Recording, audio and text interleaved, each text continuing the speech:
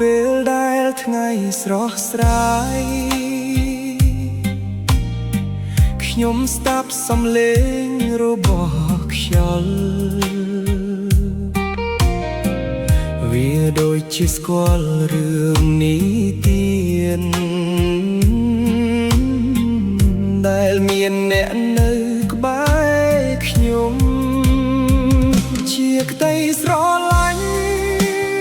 ដែលមិនអាចភ្លេចនៅកន្លែងនេះគឺមានតែអ្នកចិត្តខ្ញុំតែងតែមានអ្នកនៅក្នុងមនោសញ្ចេតនារបស់ខ្ញុំ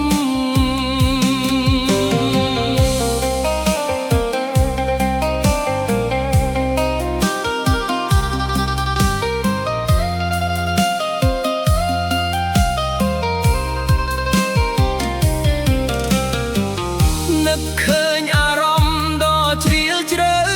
ស្នេហាដែលមិនអាចបាត់បង់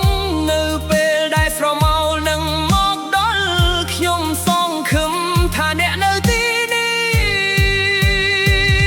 ជាក្តីស្រឡាញ់ដែលមិនអាចភ្លេចនៅកន្លែងនេះគឺមានតែអ្នក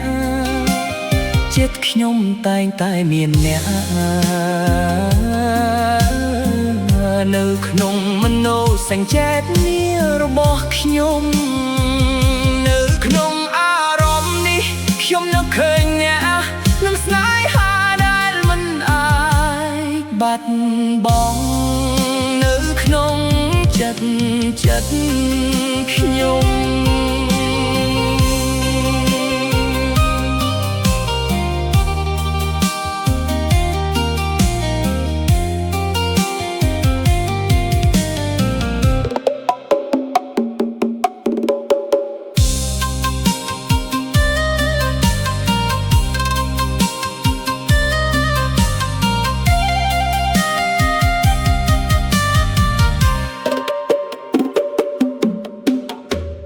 เ